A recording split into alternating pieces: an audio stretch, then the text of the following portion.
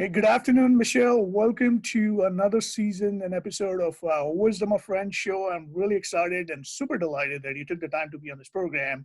And let me start off by saying how we first met. It was like almost a few years ago when I had this beautiful opportunity to visit Kripalu ashram in Lenox, Massachusetts, as most of you may know. And I had this incredible experience of taking this summer camp for adults with Michelle, with you and Jess. And it was one of the best experiences I've had in so many years. I mean, it just made you feel like a kid, but yet and we'll talk more about it, but it was such a beautiful experience. And I know with your wisdom and your, yoga experience and everything, and having you on the show and share your story will be such a delight for my audience. So again, welcome to the show. Well, thank you, Kal. It has been a long time coming for us to have this chat, and I'm so excited and so happy to be here with you today to talk with you and offer some ideas and words to your audience. Absolutely. And one of the ways we kick off our show, Michelle, is by asking our guests a simple yet profound question. And that is, what's your favorite quotation or philosophy that you live by, and how have you applied it in your life? Mm. So I think that one of my very favorite quotes that I I hooked into many years ago, and I love poetry. I love quotes. I bring them into my teachings all the time, and this one has just stuck with me as a standard over the years. In fact, I'm looking at the book right in front of me where I got it, John Kabat-Zinn, and his quote: "Simply bearing witness changes everything." Simply Mm. bearing witness changes everything. And for me, that was one of the biggest gifts of yoga, and still is for me, is that it is about being present, and that there's not so much will and struggle that I have to do to make change happen in my life, that really a big part of it is just coming awake and being able to witness my life. So No, I like that, and it's such a beautiful point that you make, Michelle. That being a witness allows us to be present, to savor the present moment of existence that we all live in, and not try to get to some destination. And I think that's a beautiful sentiment. Um, Out of curiosity, I know that you're originally from the West Coast, isn't that correct? Are you from California? That's where you grew I up? am. What a great Yeah. memory. Yes, I grew up in the Bay Area up in Northern California. Yeah. Right. So what was like growing up for you? How was your childhood? Who were your influences growing up? Oh And my goodness. and how did you end up moving to the East Coast? So, it's interesting. It's like asking a fish how it is swimming in the water. California was great. I loved it. I grew up in Silicon Valley, really before it became Silicon Valley. So there was still orchards, fruit orchards, and nut orchards around. I had a really beautiful, simple childhood, and I grew up kind of throughout school, from kindergarten through some of college, with the same friends. And um, life was wonderful. I lived near the beach and near the mountains and in the valley, so it was a really beautiful existence in California. But then I got the urge to follow, a beloved of mine, and that relationship took me across the country, and I lived in many places before I settled up here in Massachusetts. So, yeah. No, that's so great. And I want to get more into your journey as a yoga instructor as well. And just for the benefit of the audience, Michelle is a passionate professional level yoga teacher, and she has many certifications. It's all about 1,000 hours of Kripalu. yoga. You're a lead yoga instructor. You also lead the yoga camp for adults at Kripalu. You're a teacher's trainer.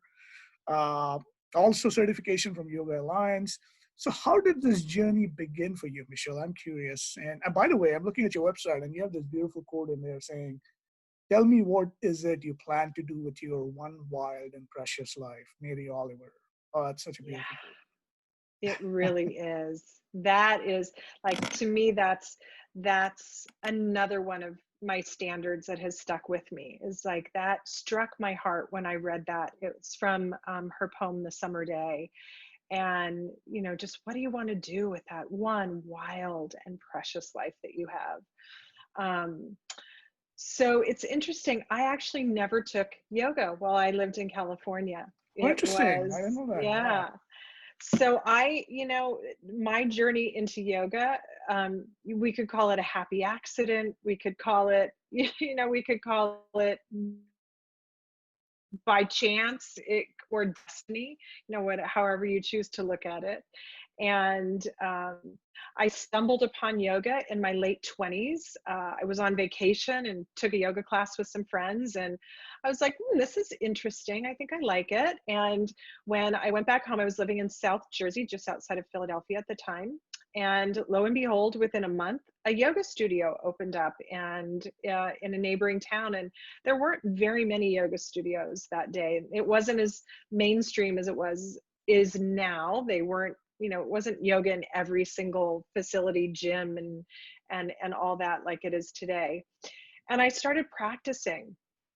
And I remember, I had practiced maybe for 6 or 8 months. And then I flew home to spend some time with my mom in Northern California. And within about 15 minutes of being in the car, with me driving in rush hour traffic in the Bay Area, my mom turned to me and she said, "Who are you and what did you do with my daughter?" And I said, "What do you mean? What are you saying, mother?"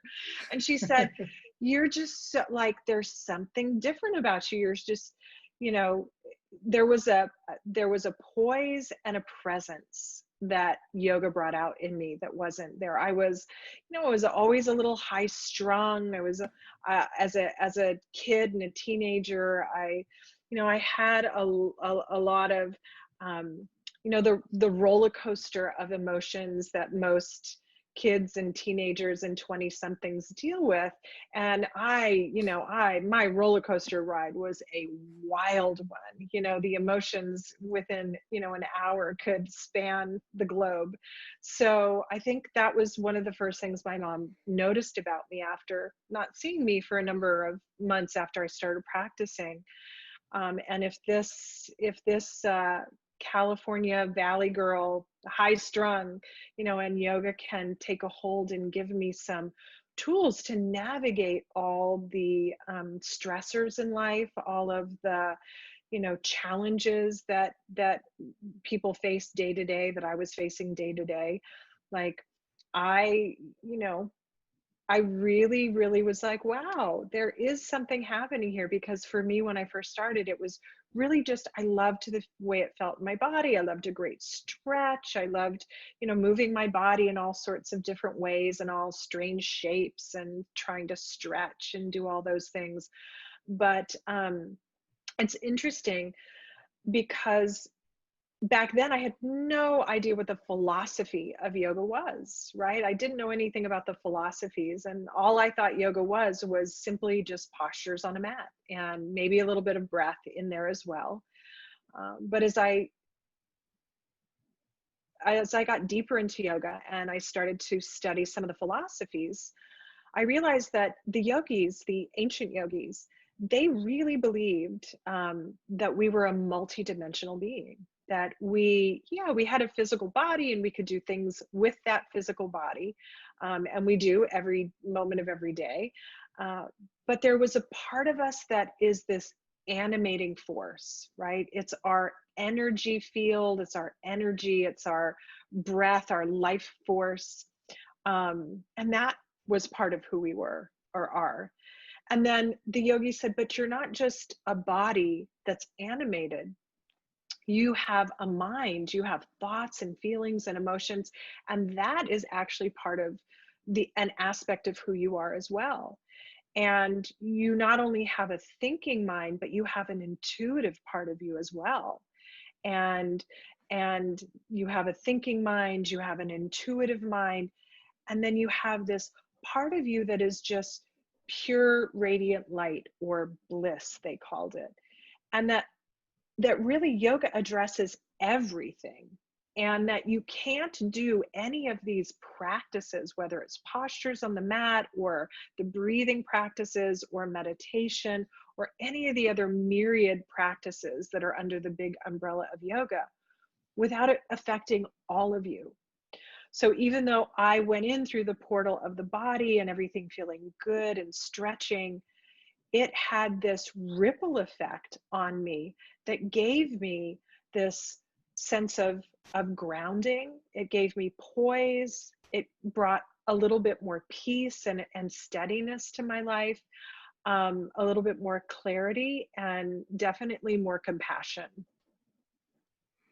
No, that's that's really beautiful. And so so I get that the real hallmark of a yoga practitioner, and people who are listening to this who are leaders in their own individual domains, one of the perks, if you will, or the byproducts of yoga, practice of yoga, is the poise and the presence that you can take with you in everyday life. And I can tell you from experience that that is such an important virtue, especially if you're dealing with not only in life, but in the business world as well. Because as you interact with your clients, as you interact with your customers, and having the ability to be grounded and to have that presence and to be able to listen deeply and attentively can make such a difference between success and losing the deal, if you will. Yeah. And I totally agree with you on that. So let me ask you this, Michelle. So you started taking yoga classes, and I want to kind of trace the path all the way to Kripalu there. So Mhm. what were the certifications you kind of decided to take along the way, and what were some of the strategic inflection points along the way? And let me ask you this: what I mean by that is, as you uncover this journey, there are certain things that we know at that point that this is something that I really want to do for the rest of my life, because we all have these different passions, and sometimes our current reality may not allow us to fully follow our passion. And I want to talk to you about that as well. But how did you know that this was it? And I'm going to go full in. What was Yeah. was there a moment for you, or? You know, I've been thinking about this, and I actually get asked this quite a bit as a trainer in the School of Yoga, like, well, when did you want to start teaching yoga? How did you know? So it was interesting because the very first yoga teacher that I had a certification from Kripalu Center. She lived in South Jersey, where I lived at the time. And she asked me if I'd ever want to become a yoga teacher. And I thought, oh my goodness, I've never even thought of that. Um, and then life happened, life circumstances happened. I moved to Connecticut and looked around for a new yoga studio, and happened upon a yoga studio above a sporting goods store that was in an Arthur Murray dance studio in a tiny little town. And I was just like, nothing like I thought a yoga studio would be, And I walked in, and the moment that I met the owner and the teacher, I felt at home in her presence. I felt at home in her classes and her teaching. And of course, she too was a Kripalu yoga teacher. And after a while, she said, have you ever considered being a yoga teacher? And, Kripalu is just right up the road, a couple of hours away. So thinking back, I was like, I've always known my whole life that I wanted to be a teacher. And if you ask my friends from childhood, they would have predicted that I would have been a teacher. Maybe it's because I'm bossy, or I like to talk a lot. I don't know. I like to be in charge of things. But I had tried teaching in a lot of different other venues and ways, and nothing ever felt like home to me. And yet, somehow I knew that teaching yoga was going to be the thing for me. It was going to be my destiny, or as in yoga, we call it your dharma, right? Your life's calling, Mm-hmm. your life's purpose. And so I decided Kripalu was only a couple hours up the road. I might as well go take my training there. Little did I know that it is, Kripalu is the largest yoga center in North America. And they have a really tight and long lineage outside of the retreat center that it is, and there has been so much work done over the years at Kripalu Center, over 40 years, and that to really, really build the lineage and the tradition of Kripalu yoga. And so I was really stepping not only into a teacher training, but I was stepping into a history. I was stepping into a lineage, and beyond yoga, I knew that I wanted to be a Kripalu teacher. And eventually I knew I wanted to be a Kripalu teacher at Kripalu Center. And here I am. No, that's such a beautiful story. So let's go back down the memory lane, Michelle. So do you recall the moment you stepped for the first time on the gardens of Kripalu Ashram? Like, what was that Uh, experience like? So, that's an interesting question. And I remember driving up the road to Kripalu Center and looking at it. It sits up on a little bit of a hill. And so I looked up at it and I thought, there's no way. There's no way that that's the building is massive. It was built originally to be a seminary for Jesuit priests. So it's very austere looking. It's very utilitarian looking.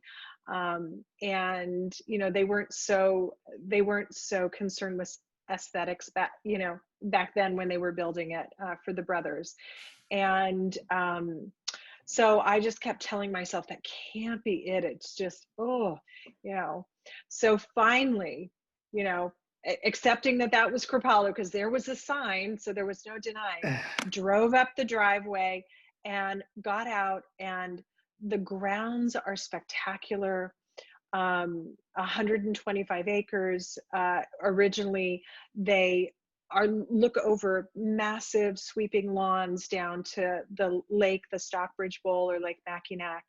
And it's interesting about the property itself. The property itself was a property that the Mohicans were on. Of course, years later, the Jesuits took over and built their seminary on it, and then the Kripalu Fellowship took it over before it became Kripalu Center for Yoga and Health. So it has always been a land for community, and I really could feel that when I stepped on the land, that not only in the building, not only with our lineage, but on the land, there is a sense of communion. And I loved that about Kripalu Center.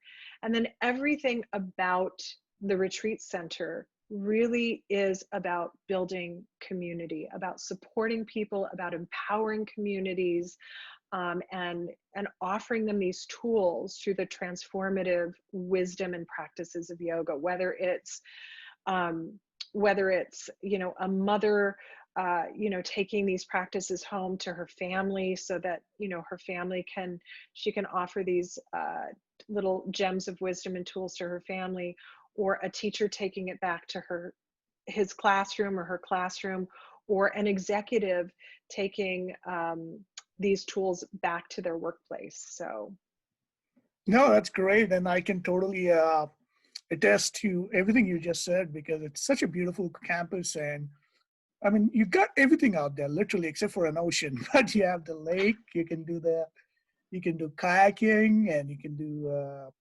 stand-up paddle boarding, and there is this nature walk, you have the Japanese tea ceremony, and this amazing food, the delicious food that the cafeteria, and we got this one of the world-class chefs out there, and it's such a, and the best part about it is it's like the people up at Kripalu, they're so Mm. radiant and so beautiful and so giving, and it just it's amazing energy that you can feel as soon as you step onto the campus.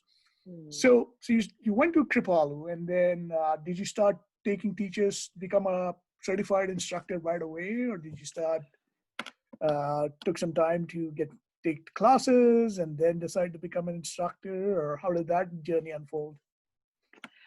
So because I had Kripalu teachers before I went, Yeah. and I really got to pick their brains about Kripalu Center. I felt like I did my due diligence about Kripalu Center. I took a day trip up there one time just to check out the campus. Like I said, and I drove up and went, "This can't be it. Are you kidding me? This can't be it." Because I was expecting in my mind something very different. But of course, the moment that I stepped outside the car and into the building, all of that preconceived notion dissolved into this beautiful, beautiful community that it was and still is. And so after doing my due diligence with my teachers at home and visiting just at one time, I knew that it was the place for me. So I went up in November of 2003, or October and November of 2003, and I lived at the center for a month, and I did my teacher training, and I walked out of there a certified teacher and went back to Connecticut and started teaching right away. And I've been teaching really full time since then. So Yeah, that's amazing. And what I really appreciate and like about your yoga practice and your yoga classes is that, you teach with an intention to inspire, alignment and expression and movement. And the restorative yoga practice that I experienced during the summer camp, that was one of my favorites because it literally lets you just unwind and take out all the stress from just your mind and body and just get to a state of total peace and tranquility. And just for the benefit of the audience, Michelle says, she said she's been teaching for many, many years. She's got a 500-hour certification with the Yoga Alliance, 1,000-hour Kripalu Yoga teacher. She's a trained Kripalu Yoga teacher trainer, a RISE facilitator, a restorative yoga teacher, meditation teacher, and the list goes on and on and on. And that's so amazing. What you've accomplished in such a short career, Michelle. It's just fantastic. Uh, so let me ask you this. Were there any specific yoga teachers or mentors that you were influenced by growing up, or that you admired or you appreciated, that you want to give a shout out to that's made a difference for you? oh, yes. I always say I stand on the shoulders of giants, right? I have had some amazing teachers over the years. One of my favorite meditation teachers, I've gotten the opportunity to study with him, and the blessing to actually co-teach with him for a number of years. His name is Jonathan Faust. And he is down right now in the Washington, DC, and Virginia area. And he is just he is, he was an original ashram member when Kripalu was an ashram, and they had residents that lived there, and they lived in a community with a spiritual leader. And he just is a wealth of wisdom, both about yoga and Buddhism, but he merges the ancient practices with modern day science. And he really is beautiful about merging kind of the wisdom traditions and kind of the esoteric practices with the business world and modern day life. And I love that he teaches yoga to a lot of the politicians and business leaders in the Washington area. So I love Sudhir. Um, one of my other favorite teachers that offered me so much over the years, so much growth. I love his playfulness and his also his depth and wisdom. He was another lineage holder, we call them, or an ashram member, Devarshi Stephen Hartman. He's out in Palm Springs, California now. You know, he really took my practice from feeling very scripted and one-dimensional to feeling playful and alive as a teaching practice, and really encouraged me to really not think so much about being kind of the teacher in front of the classroom, but really a guide on this journey. And so Mm. that's really how I see myself as a teacher. Is I'm a stage setter, right? I set the stage for people to come in and be in charge of their experience in a class. And I want to set a stage that is very permissive when people come in.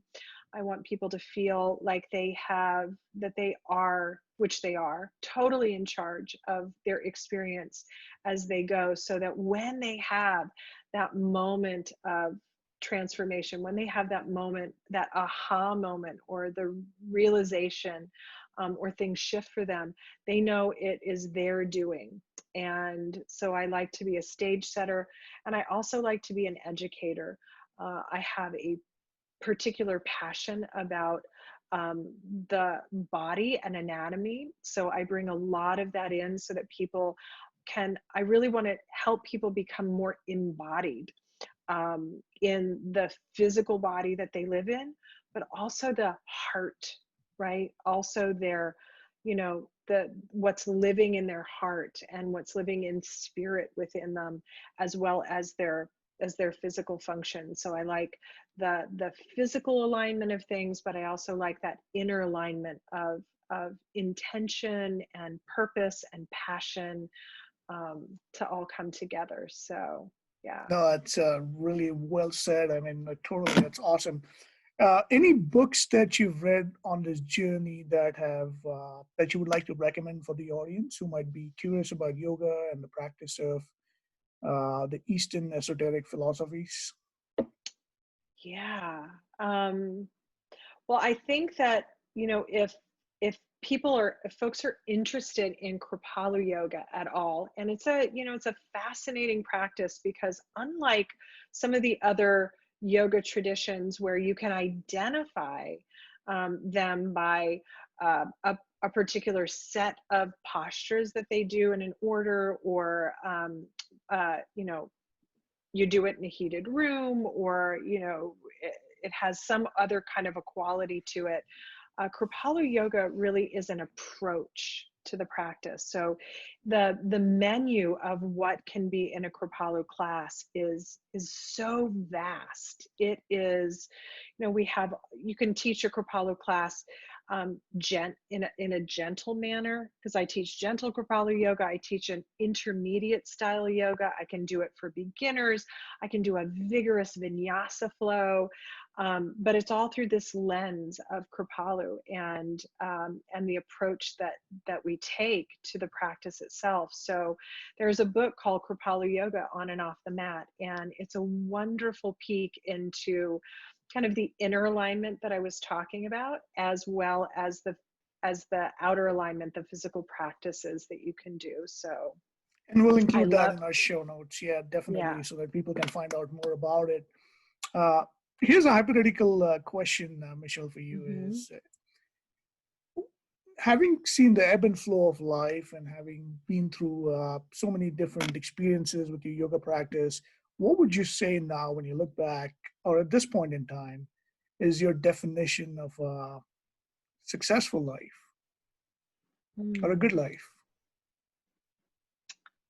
wow. or living well? Um, living well. Mm. So, you know, I heard this quote the other day, and I cannot give credit because I cannot remember who said it. So I apologize, and maybe somebody can Google it if they're really interested.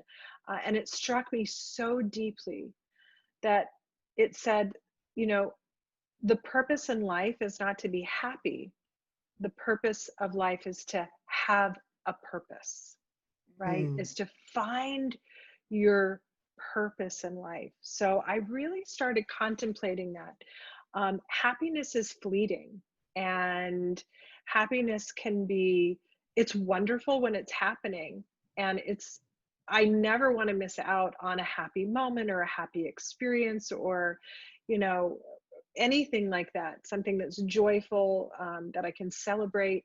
But I also have to allow myself to run the full gamut of emotions, right? Because all of me gets to show up for this life, right? I don't want to deny any part of myself. So I want to be able to hold space for the whole gamut of emotions. And so if all of I'm focused on is happiness, then that's only really pulling in part of my life. And I want that. I want to experience that one wild and precious life Mary Oliver was talking about. And to me, when I wake up in the morning, no matter what's going on, no matter whether it's, COVID, and here I am, and it's, 4 months in, and I'm, still only seeing people virtually over a screen. And I'm not really sure where I'm going most days, or even what day it is of the week. I know that I have a purpose in life. And that really gives me grounding and traction. It gives me breadth and depth. It gives me peace, and it allows me to move through my life in a way that makes me feel like I have meaning. So to No, me, I like that that. It's the experience of being alive, the experience of being human, experiencing the whole gamut of emotions, as you said. This is a beautiful saying. I use it in one of my speeches. Always is, there is no way to happiness. Happiness is the way. And no, I totally resonate with what you just said. Here's a hypothetical question for you, Michelle. Let's go back in time and imagine you're driving with your mom on the freeway in California. You've just done your yoga. You've got this poise and the presence from a few yoga classes you practiced, and you got to give some advice back to your younger self. What would you say to her? mm, I would tell her not to worry so much. Because you can't control things, and that is it. That was, I think, one of my biggest obstacles in life, and still is. I practice yoga, and I have these amazing tools, and they give me poise and presence and peace, but I still struggle like everybody else, and I worry a lot. And I think that that would be the biggest advice, is don't worry, that you can trust in yourself, and in the universe a little bit more, right? um, One thing that yoga has taught me is that we're we're not on this journey alone, and that I don't have to do everything by myself. I don't have to figure out everything by myself. Humans are hardwired to live in community. And it's interesting, and especially in these times of COVID, like we're in right now, we're all so isolated. It's hard to remember.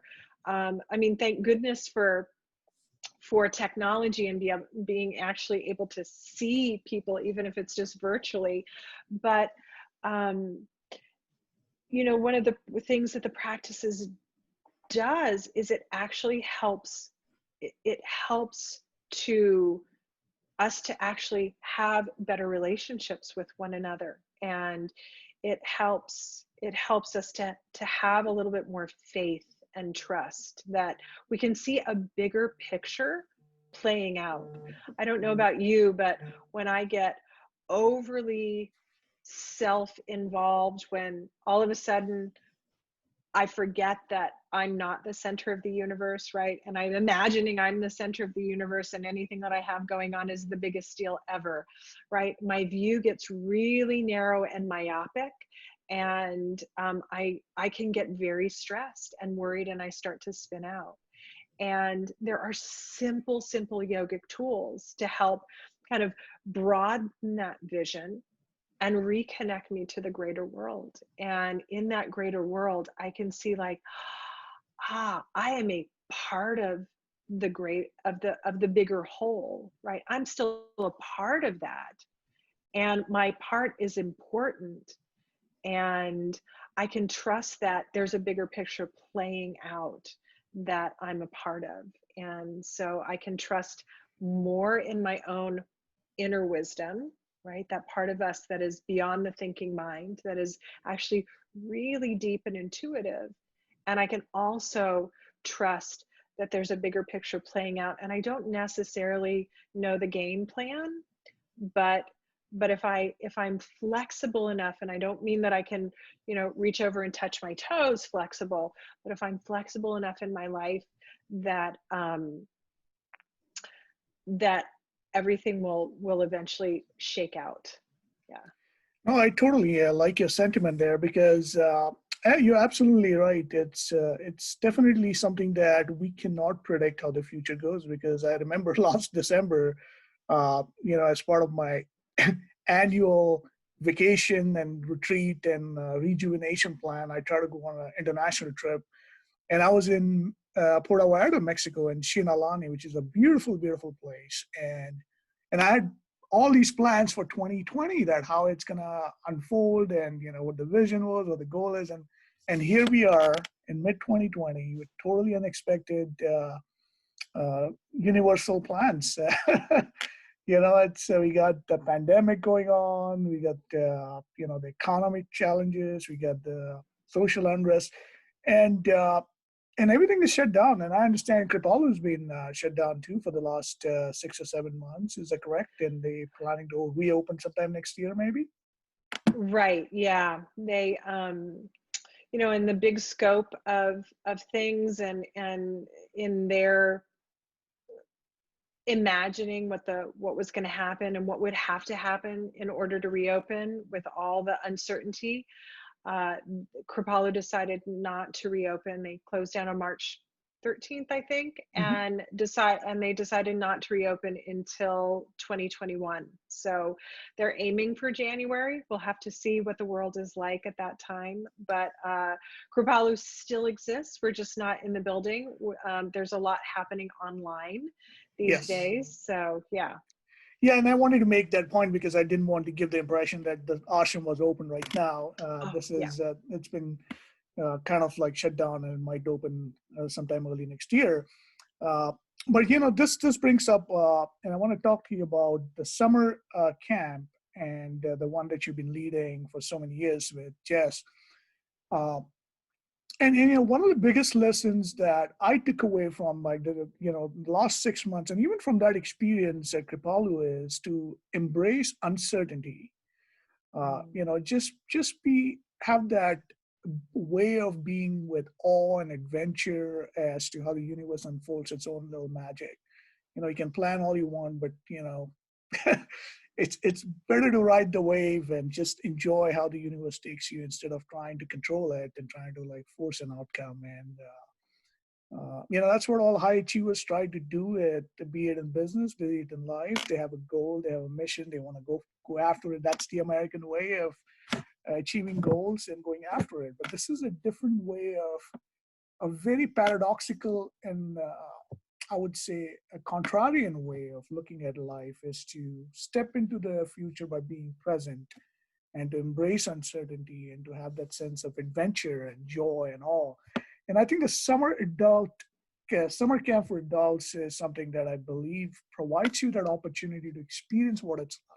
So could you say more about that? How did you've been leading that uh, for so many years now, but what's the idea behind it, and what's the philosophy behind that whole camp?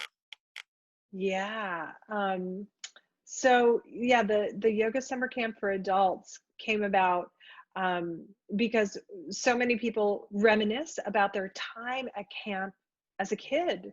I never went to summer camp. I went to day camp, but I never did sleepaway camp.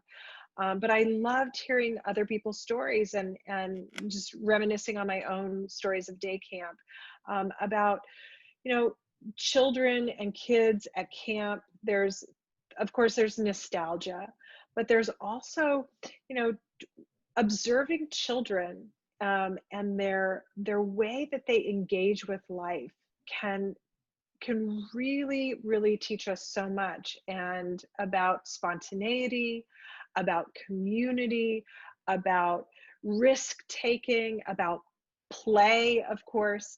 And so we thought, you know, so many people said, oh, what I wouldn't give to go back and, you know, do summer camp all over again. You're like, oh, youth is wasted on the young and adults should be able to do that. So we said, why not? Why can't we do it? We have the perfect place.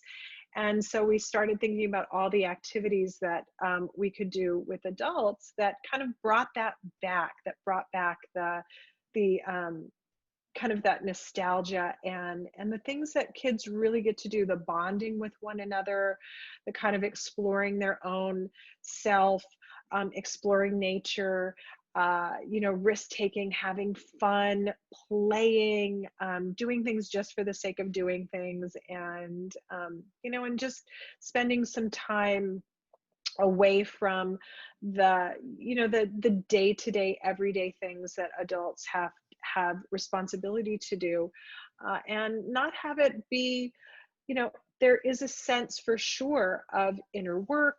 There's a sense of, you know, as deep as you'd like to go with your own personal inner journey. But really the intention is to get to that through a levity and a lightness and an enjoyment factor. So Absolutely. And it's like to pause and to remember what truly matters in life and to savor what's around us. And the most important thing, it's so much fun. It's, it's you get up in the morning, you do a yoga class, and then you could have a totally unexpected schedule. You could go for a forest nature walk. You could be doing kayaking the next morning. You could be doing some artwork and crafts in the afternoon, and the end of the day with some restorative yoga class from Michelle. And it's just and then you meet this amazing community, and it's so beautiful. Highly, highly recommend it. And so my next question to you, Michelle, is what is one important lesson that you try to share as a yoga teacher? Of course, you know, there are so many experiences that people individually can have, but what's one intention that, you know, you like to have people experience in your yoga class, your yoga practice? hmm. So as I said earlier, um, I really like people to, I really want to guide people into an embodied experience because, and again, I am so fascinated by the human body. We have this system of communication that is beyond the brain. I mean, it starts in the brain. It's called the nervous system, and it is fed throughout our body. It's like we have a brain that lives in our body, and that body brain is always communicating to us. It's communicating on the most subtle levels of, you know, our experience of life.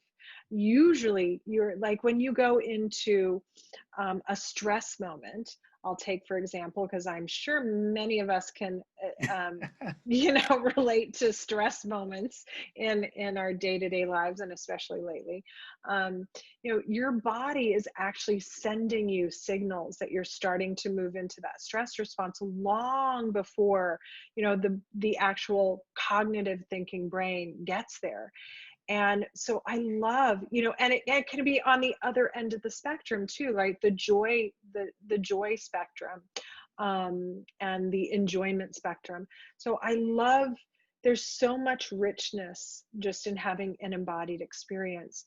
So, you know, people I think are looking for the answer outside themselves. They're looking for some sort of an external source that will tell them what's going on.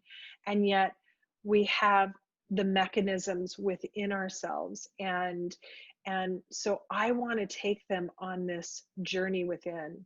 Another one of my favorite quotes, another thing that I actually do at Kripalu, every noon, we have a dance party. Every single day at noon, there is a dance party at Kripalu. And it's a group dance party, and you don't have to know how to dance. You don't have to know how to do the box step or a pirouette or, you know, the Rumba or electric cha-cha-cha. slide. Yeah, the cha-cha-cha. You could, you know, you could say I have 2 left feet and I don't know where to put them, and people still end up having a wonderful experience, because it's not about a dance step, it's about embodying oneself. So I love to lead these dance experiences because it's free expressive movement.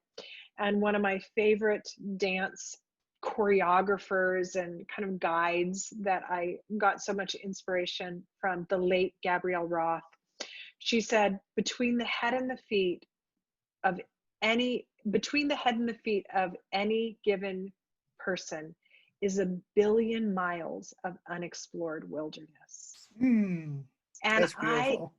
I want to take people on this journey. There's so much richness within one's own being, and not just the physical body, but the part of us that is energy, that is animation, that is life, the part of us that is the brilliant thinking mind, the brilliant remembering mind, the deep intuitive, you know, heart and gut, and that part of us that can experience just unadulterated bliss. So that is what I'm really into as a teacher, is just giving people just the opportunity to experience it, if the opportunity is it's the right time.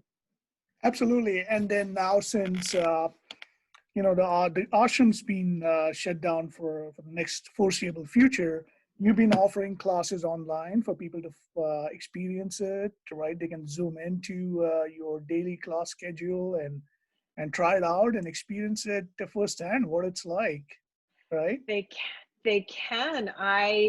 It's interesting. I was leading a 200-hour yoga teacher training in the building when the building shut down.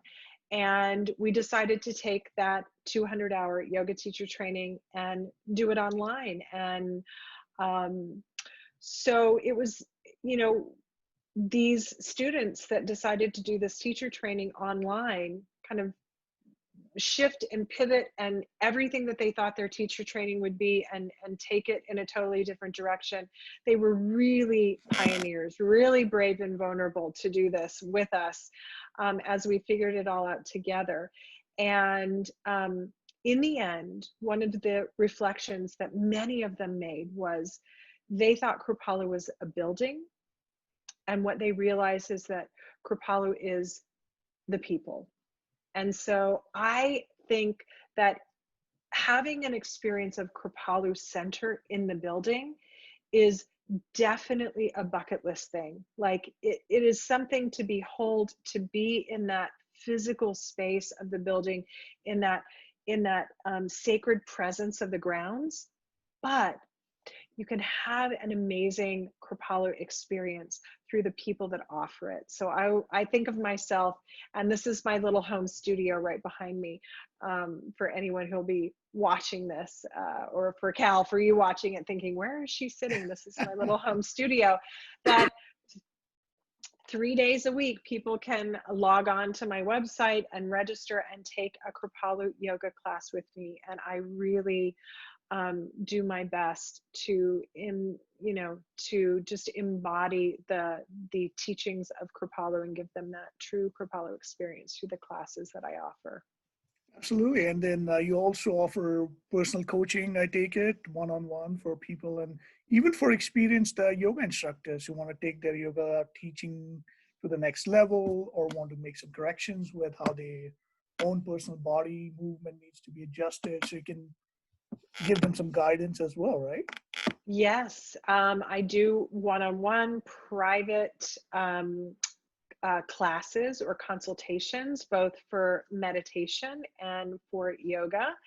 and as well as my group classes. And again, like I said, with the amazing technology of video conferencing, like Zoom, or you know, all the other things that are offered these days, that it can be much more useful than perhaps 10 years ago when we had to rely just on telephones. So yeah. Absolutely. And yeah, totally. I mean, you can also experience meditation sessions with Michelle as well.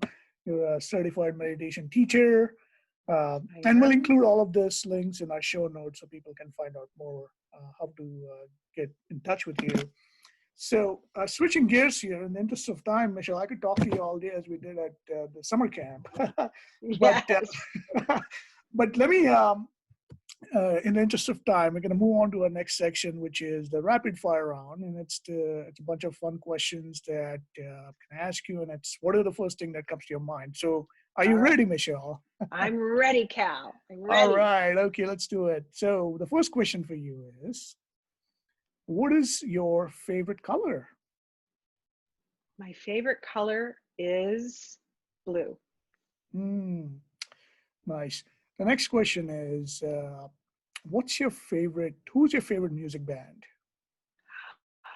Um, Fleetwood Mac. Hmm, I like that band. What's one thing you can do, Michelle, that might surprise other people? One thing that I can do that might surprise other people. Um, uh, I can knit you a sweater like that. Wow, I had no idea you had that skill. That's amazing. I am Uh, a mad, crazy knitter. okay, so here's a question. What advice would you give someone who feels they cannot practice yoga because they don't have the right kind of body or they don't have the right background for this? What's your one piece of advice for them? My one piece of advice is um, don't stop looking for your yoga practice or your yoga teacher. Just like there are hundreds of flavors of ice cream out there, just like there are, you know, you can buy a t-shirt, and there are t-shirts that have, you know, hundreds of t-shirts and they all fit differently. There is so much yoga out there, and it's so diverse, and it's so, you know, it's so rich that there's not a one size fits all yoga. So keep looking for the practice that really rises up to meet you where you are, that there's a yoga out there for you. Oh, nice. The next question is, if you could be successful, Michelle, in any other profession besides being a yoga teacher, what would that be? Or what could that have been? um I fancy myself in another lifetime having a knitting store and just sitting around all day and knitting and teaching people how to knit and playing with yarn. That's a dream of yours. I'm sure it's going to come to fruition at some point. Well, if That's you good. saw what was in the closet behind me, it's just solid yarn. So All right. Here's another one. If you could have witnessed one event in history, what would that be? um I would have loved to have seen the Beatles' very first concert in the United States. That's cool. Um, what's the one word or emotion that comes to your mind when someone says yoga? Compassion. Beautiful. Uh, the five most important things in life, according to you. The five most important things in life. Hmm. Be nice. Um, don't miss a chance to love. Be kind, which is kind of like be nice. Spread it.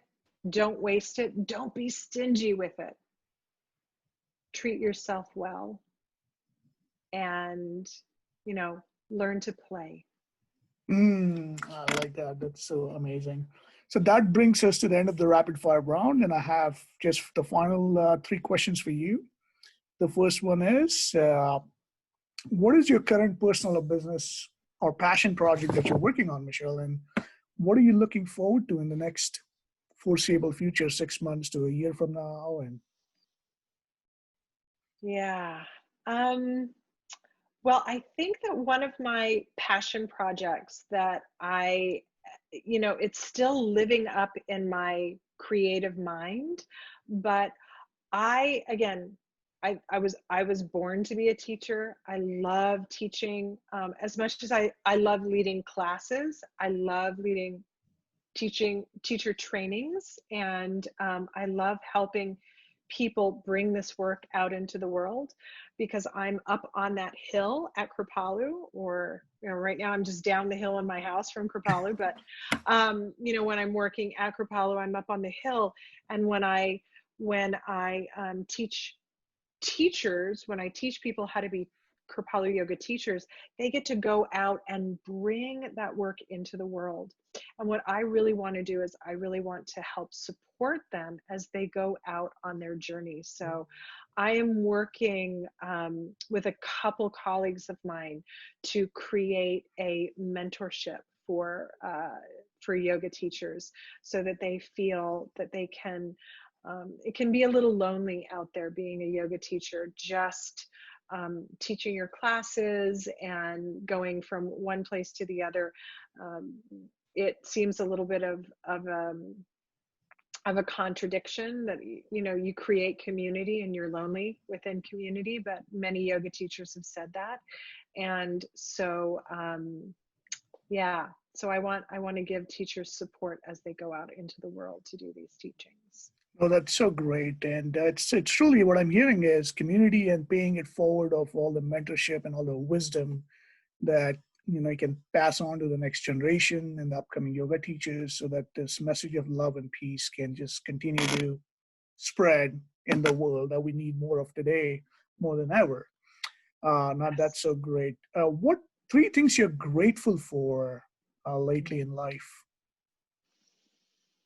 Three things I am grateful for in life are my health, um, the community that I have connected with at Kripalu, and the community of folks that I've met through Kripalu that now come and take classes with me online. It's a true treasure to not feel completely isolated in this experience. And I'm very grateful to live here in the mountains and to be surrounded by nature. I truly think that nature is one of the most healing forces that we have, and I'm really grateful to live amongst it. So That's so nicely said, and very inspiring as well. Is there anything, Michelle, I haven't asked you that you would like to share?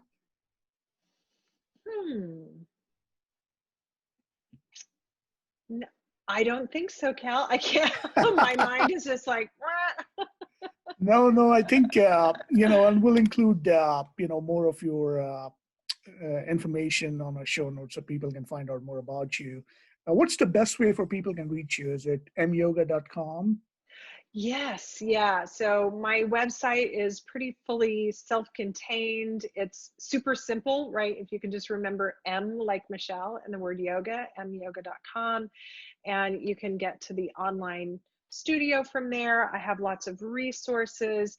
You can find out about all sorts of things that I'm doing in the future, both online and in person, and become part of my online community. So. No, so I want to take a couple of moments here to acknowledge you, Michelle. One thing that I've experienced just being in your presence is that you have this beautiful alignment of not only the thinking mind, the intuitive mind, and just that radiant being that you bring to every session, everywhere you go, and just that poise and just the presence that you share with your presence. That's amazing. And And your work is really about sharing and caring and community and love and compassion. And everything that you do is in as your dharma, as your philosophy that you share with the world. And we are so appreciative of what you've been doing, and the world is a better place because of that. So thank you for being who you're being. Thank you for doing what you do. Well, thank you so much, Kal. It has been, like I said, a long time coming and such an honor to be on your show and and a delight to spend this time with you. It brings me back to that week that we got to play in the woods and float on the water and hula hoop and color and all those great fun activities that we did. Absolutely, that was beautiful.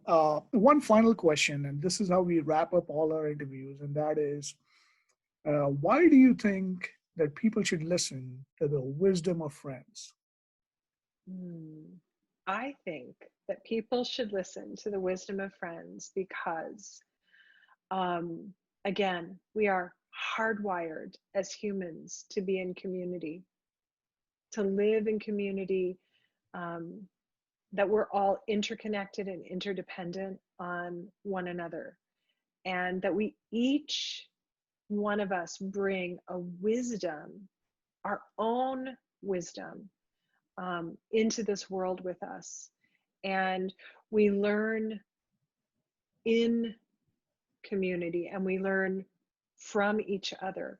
And so simply coming to hear all of the brilliant guests that you have on, and you have such an intuitive way of asking questions. Your questions are so thought-provoking, and I think that anyone and everyone can learn something to enrich their life by listening to your show. Thank you, Michelle. That appreciate the feedback, and really, this has been truly an amazing, amazing conversation. I really enjoyed it so much, and thank you for being so open and generous and sharing your life and your wisdom with all of us. For everybody else listening, with that, we'll wrap it up. And if you like what you heard, please share. Don't be shy.